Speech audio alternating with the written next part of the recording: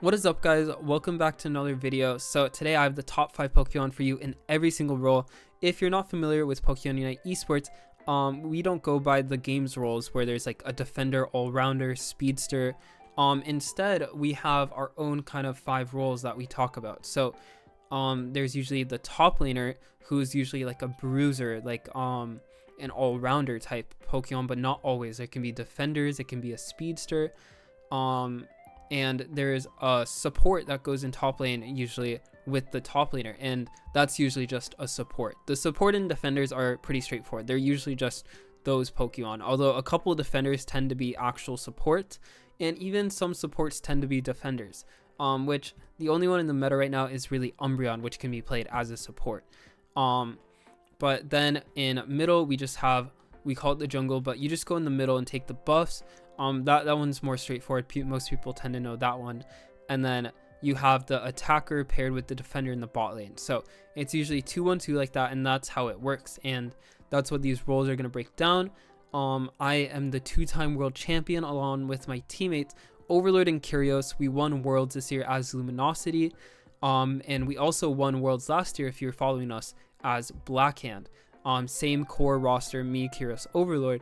And today we have our top 5 Pokemon in every role for you by Overlord and Curios as well. So we had multiple discussions about this behind the scenes before posting these tweets. For some impression farming, you can see they did pretty well. Mine got over 100k views.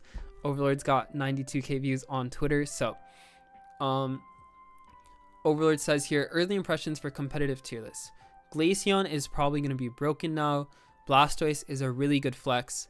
Mimikyu play rough buff needs to be reverted. Either Mew or Inteleon can be number 2. It just depends on the player. So he has Inteleon and Mew here, and he's saying either one can swap for number 2. Just depends on your skill level at that Pokemon. Mimikyu play rough is indeed very broken right now. Blastoise as a flex, what he's talking about there is that the tank can actually be Blastoise because he has it in the top lane role right now. Because Blastoise does do a lot of damage, but what he's saying is you can also play as a defender, which traditionally in esports Blastoise has not been a great defender because it evolved at level 9, so you'd get your Unite move at like 5 minutes in the game, but now you get so many stats at level 7 that it's actually a much more viable defender because you're gonna hit level 7 pretty fast in the game. Now Glaceon is indeed broken, and if you follow us you'll know that we actually, me and Overlord, we didn't play with the rest of the team, we played with some random people, but we won the tournament this weekend. There's just community tournaments every weekend, so we won the tournament and Overlord was spamming Glaceon X speed and just killing everyone. So it is indeed very broken, but let's break down the top list now. So yeah, Zacian number 1. I don't think there's any arguments there. The buff I don't think really touched Zacian. It's still extremely strong. So Zacian is still very broken. You don't even feel the attack damage nerf. You do feel the Sacred Sword nerf though. So they took away some of the damage reduction. So you feel a lot less tanky now with the Sacred Sword build. But I think you're just going to go the same build. It's going to do pretty much the same thing. It was a much needed nerf. So at least they nerfed it a little bit. Mewtwo X nerfs also were needed. I feel like they're felt more than Zacian. Like before this patch, I would have put Mewtwo probably above Zacian maybe, but now Mewtwo is definitely below Zacian. So some welcome nerfs to these 2 insanely broken legendary mons. And Blastoise at 3 here is interesting by Overlord, but Blastoise did just get a huge buff as well. And Blaziken, Buzzwole, I'm not a big fan of this, but we'll get to my tier list later. But pretty standard here for top 5. Now the order might change, but you'll see a lot of us do consider like a lot of the same Pokemon top 5. There'll be a couple differences here and there. I personally think Blaziken is really good in solo queue, but in competitive it is a different story, but I'll get to that more on in later. So on to the support tier list. Hoopa number 1, pretty much no one disagrees with that. So I think you'll see this across all of our tier lists. You have Zacian number 1 for top, Hoopa number 1 for support. There's no contest there. These are the most broken Pokemon in their roles. Hoopa can pretty much 1v1 any carry at the same level. Even a couple levels down, you'll be able to 1v1 these carry Pokemon. So is indeed very broken. Now Overlord has Comfy at number 2, but let's be real, this is Overlord. So of course he's gonna have Comfy at number 2. It's a Pokemon that really helps just to hyper carry steamroll over a game, which is what Overlord's playstyle is known for. So not surprised you put Comfy at number 2, which is interesting because if you followed us at Worlds 2023, we were the only team to play Comfy. No other team played Comfy at Worlds. So sometimes I mentioned this in my tier list video a couple of days ago. I feel like maybe we rate Comfy too highly when we're the only team playing it. But hey, I mean, we're winning with it, right? So he has Blissey at number 3, Eldegoss at number 4, and Clefable at number 5. So these are like pretty much all the supports. You'll see Sableye, but I think Sableye is just kind of falling off. So these are pretty much all the supports you're going to see in competitive. Maybe a Sableye here and there. But obviously, Overlord prioritizes these pocket Pokemon because these two Pokemon, Comfy and Blissey, are the best pockets over actually Eldegoss and Clefable, which are more, they help more the whole team, not just like one person. Whereas these two Pokemon help one person. So you can see kind of Overlord's thought process there. And on to Jungle. So he actually has Blue Urshifu as number 2 still. Zoroark is number 1. I think everyone knows how strong Zoroark is in competitive if you watch esports. So that's not a big surprise.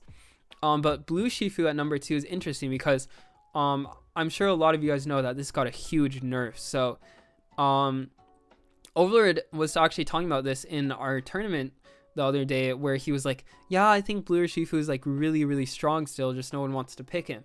Obviously there's kind of a higher skill cap on Blue Urshifu. However, yeah, I mean, Overlord just values these high hyper carry, kind of a ton of dash moves, so you can dodge a bunch of abilities, stuff like that. You can run over the enemy team, good early game. And he actually has Glaceon at number 3 here, so no wonder he was spamming it in the tournament. He thinks it's really strong. Now Icy Spirit, definitely, if you're not familiar with the patch, Ice Shard got a big buff, which you're thinking, why is Icy Spirit so good now? Because Ice Shard just gives you a ton of like icicles now, and you just do a ton of damage. You're doing a ton of damage on Glaceon now, and it's not like they increase the damage by that much for the Icy Spear, but it's that you're getting consistently a lot of damage. Like one Icy Spear at max shards is doing like over half of people's health bars, if not like close to killing them. And the fact that you're getting it like way more consistently now is a really big buff. So I mean, do I like this buff? Not really. Like Glaceon is a really annoying Pokemon in the meta when it's at the top. So I kind of liked when Glaceon wasn't very good. But hey, I mean, there are a lot of Glaceon lovers, so I'm sure it'd be good for it to be kind of decent. And I mean, this buff did more than make it decent. It made it one of the top Pokemon according to Overlord. So he has Mimikyu number 4 here, which interesting. He says the play rough buff needs to be reverted, but he put Mimikyu at number 4 in jungle. So I think the reason for this is because in competitive in draft, there is one hard counter to Mimikyu, which is Clefable.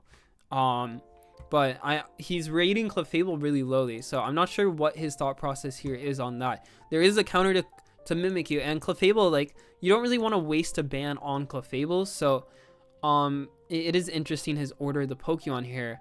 I think a lot of people would tend to rate these Pokemon higher. Keep in mind, this was like early on in the patch. This was like, I think the day after the patch drop, something like that. So maybe he wasn't sure on how broken Mimikyu would be. But yeah, he has Venusaur at number 5. Venusaur also got a huge buff, so I definitely agree with putting Venu in the top 5. Solar Beam just feels really strong right now. Even Petal Dance got a huge buff early game. Just these starters getting their evolutions at level 7, really interesting, and really does a lot for them. Even Charizard, like, it was one of the bottom tier Pokemon. Now it's like a pretty good mid tier Pokemon, I'd say. So on to the attacker. So he has Mewtwo Y as number 1 here, which is interesting because I do think Mewtwo Y has some weaknesses as an attacker. You don't really have a great secure on the Mewtwo's. Mewtwo X has the same problem. You don't really farm very fast. In a lot of scenarios, you don't really farm very fast. So it really struggles with falling behind. I think the Mewtwo's tend to actually struggle to carry a team. Now that they've been nerfed, they struggle to carry a team 1v5. Whereas there's other Pokemon like Mimikyu that can actually carry a team 1v5. I think the Mewtwo's do well if their team's ahead.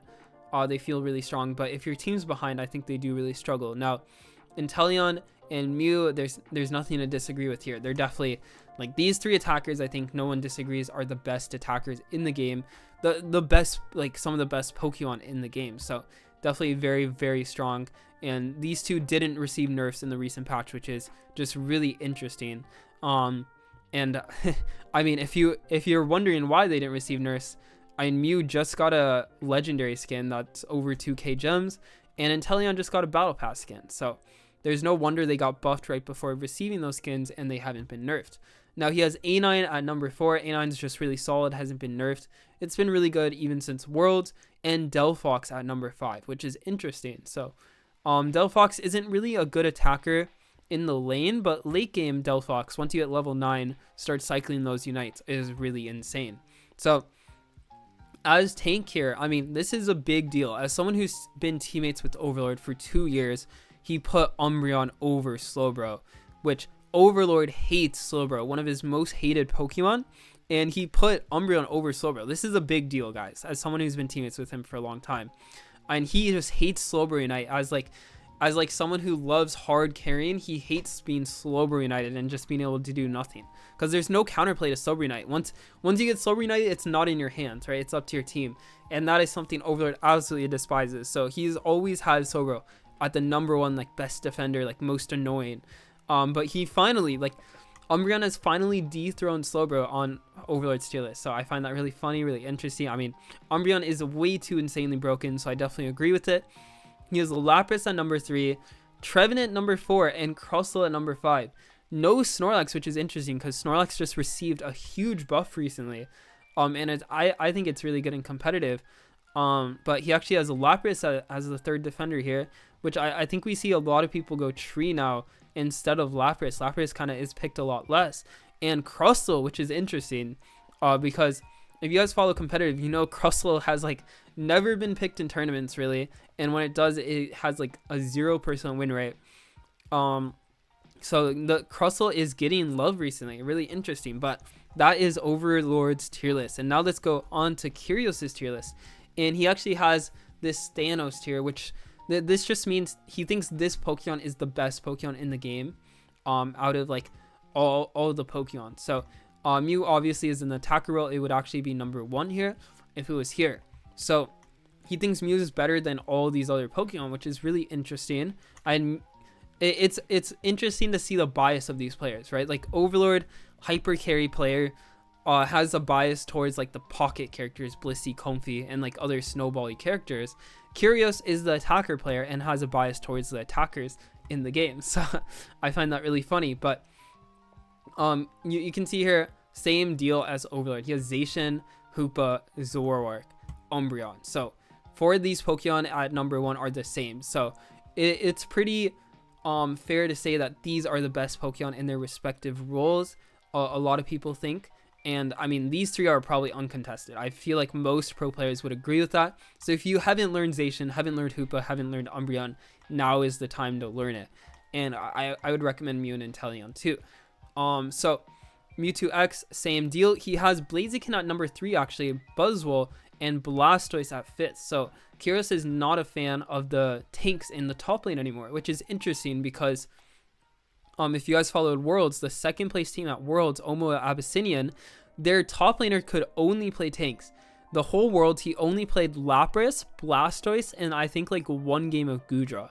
So their top laner just only played tanks, and they got 2nd in Worlds. So it seems that just playing tanks in top lane is a pretty viable strategy, but Curios doesn't really value it that much, and he thinks these carries in top lane are better, which I personally think that tanks are pretty good in top lane still, and I actually think Blaziken is a throw in top lane, but we'll get to that later.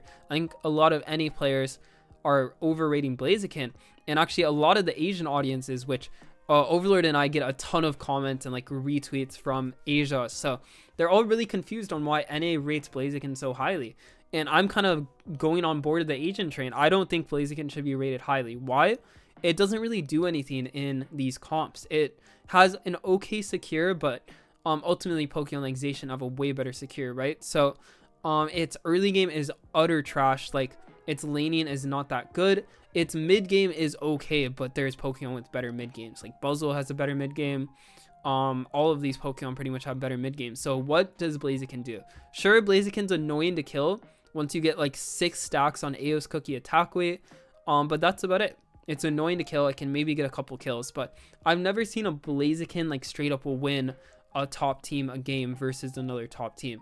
And it just feels like it needs so much resources, needs so much time to get online, that I understand it's strong once it does, but I mean, I'm not a fan of the Blaziken. I still think it's really strong and it could make the top 5.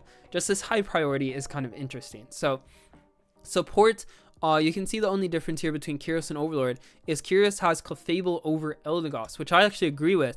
I think Clefable got a lot of value this patch because it is the only counter to Mimikyu. And look at these top 4 junglers, top 5 junglers. They are all speedsters pretty much with dash moves, right? Like even these all-rounders are pretty much speedsters, or Shifu and Mimikyu. Like they have a ton of dashes, and who hard counters them all? Clefable. So I'm interested. It's interesting they don't put Clefable higher up on the list, but also Curios actually has Blissey over Comfey. So it's definitely interesting. I definitely agree with him putting Clefable over Eldegoss. I think Clefable is way better than LD in this meta, especially in competitive. You're going to see it picked a lot more as a counter pick. So jungle, Curios also has Blue or Shifu in second, which is interesting because the tournament we played the other day where me and Overlord won, I don't think I saw a single Blue or Shifu win. Maybe there's one Blue or Shifu win by my team, but I don't think most other teams didn't even pick Blue or Shifu, let alone win with it. So, yeah, he has a Leafeon as 5th here instead of Venusaur. So, he actually thinks Venusaur is better in the attacker spot, which is an interesting bias because I think Curios is the best Petal Dance Venusaur in the world. It's one of his one tricks, one of his most played Pokemon, and he's always played it in the attacker role. So it seems like a little bit of bias there. I definitely think Venu's better in jungle. I think Venusaur is better than Leafeon, personally. So I think Leafeon's really hard falling off in this meta. I don't think it's that good. But attacker, obviously, we have Mew, Inteleon, Mewtwo Y. So he actually thinks these two Pokemon are better than Mewtwo Y, which is something I can really see because, again, I told you Mewtwo Y has some weaknesses. And if you're on a weaker team that's getting kind of stomped, there's really nothing you can do as a Mewtwo Y. It looks strong when you're ahead, but, I mean, there are Pokemon you can play that will get you ahead, that you can kind of do stuff on your own. And you're not kind of just a spectator hoping you're ahead. If that makes sense to you guys. But he has Venusaur then Delphox. So him and Overlord agree that Delphox is one of the better attackers in bot lane, one of the top 5 attackers, which is really interesting. And he has Candle. I mean, Curios is a Candle lover, so I'm not surprised. It just got a buff. I think Candle's pretty decent.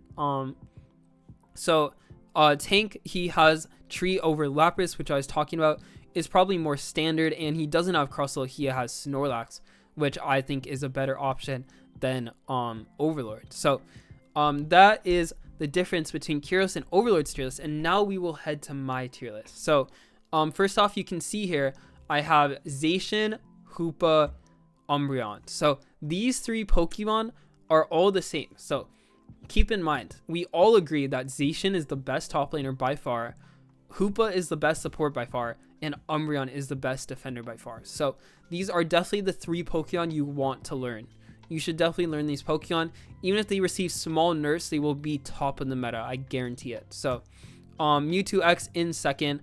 I actually have Buzzwole as 3rd here, something that Curios and Overlord didn't have. So, the reason for this is because Buzzwole has the best laning phase after Zacian and Mewtwo, and I just value the laning phase in this current meta. I think early game is really important when one of the supports, Hoopa, is the best early game support. It really hard pressures you early game. All these Pokemon like in jungle also hard pressure early game, so it's really easy to snowball a game out of control. And just having Buzzwole that also is really good early game, but it's also really good mid and late game, I think is really good. And I think with the current meta of defenders, you don't really need a defender in top lane as much, whereas Buzzwole is a CC chain machine. Like you just stun people forever, and that's really useful against teams that get ahead. So Buzzwole is also always an extremely useful character no matter what in every situation, and I just think that is so valuable. And you can see Blastoise, it got a huge buff, so I definitely think Blastoise is top 5 right now. And then Blaziken, so Blaziken is strong enough to make my top 5, but you can see I have it at the end of my top 5. So in jungle, you might have noticed, this is interesting, I have Mimikyu as the #1 Pokemon in the game. So yes, like I said, you can counter Mimikyu with Clefable, but besides Clefable, there's literally no counters to Mimikyu in the game, in my opinion. I think Mimikyu beats everything 1v1, wins every team fight better than any other Pokemon, and again, the only counter really is Clefable. I think Play Rough Mimikyu is just insanely good. Like, you have a move that is like basically like every 6 seconds is a cross map snipe, and I think once people get really good at Mimikyu, it's just gonna be utterly broken. It's already like really broken, and the fact that Play Rough gives you immunity while doing so much damage, and it's also on a low cooldown, makes this Pokemon impossible to beat. Again, there's only one counter to Mimikyu, and it's a support Pokemon. And keep in mind, Clefable, it has to hit level 6 to counter Mimikyu, so Mimikyu has free reign for like the first 2 to 3 minutes of the game, and you can really like deny a Clefable early game and keep it from hitting level 6, and you'll just take over a game. By the time the Clefable hits level 6, a lot of times it'll be too late against a good Mimikyu, in my opinion. Now Zoroark, you can see Overlord and Curios had it #1, I have it #2, so Zoroark is extremely broken, still one of the best junglers in the game. I have Dodrio's #3, Glaceon 4th, so I'm on the Overlord train with Glaceon being broken, and Venusaur 5th. So, but besides Mimikyu, me and Overlord's jungle tier list looks pretty much similar.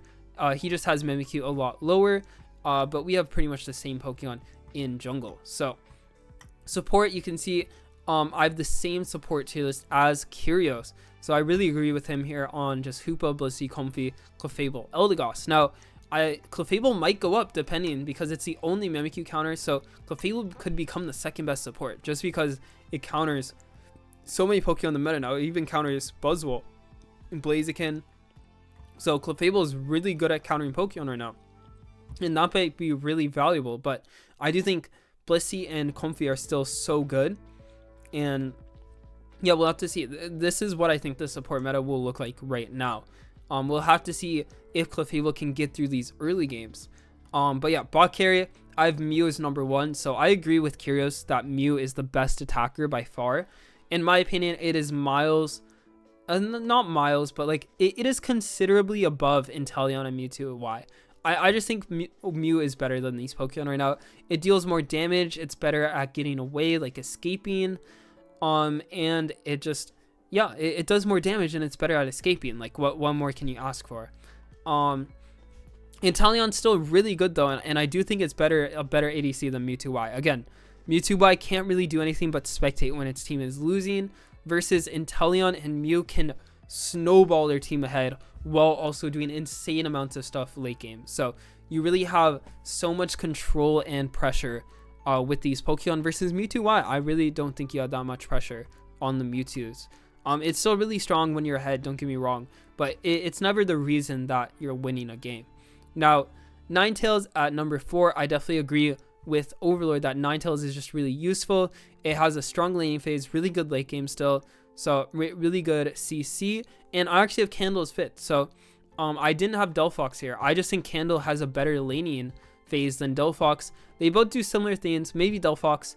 Delphox is definitely 6th, so it's kind of tied with the Candle here for 5th or 6th place, so time will tell which is better. Candle got a buff, so I gave it the benefit of the doubt. But yeah, Defender, you can see Umbreon and then Slowbro. So we all think Slowbro is still really good. Whether that's Copium, we'll see, because I do think the Slowbro buffs were pretty sizable in nerfing how bulky it is, and that might become an issue. Imagine you can actually kill Slowbros during their Unite move now. I think we might actually see that a lot more in pro play.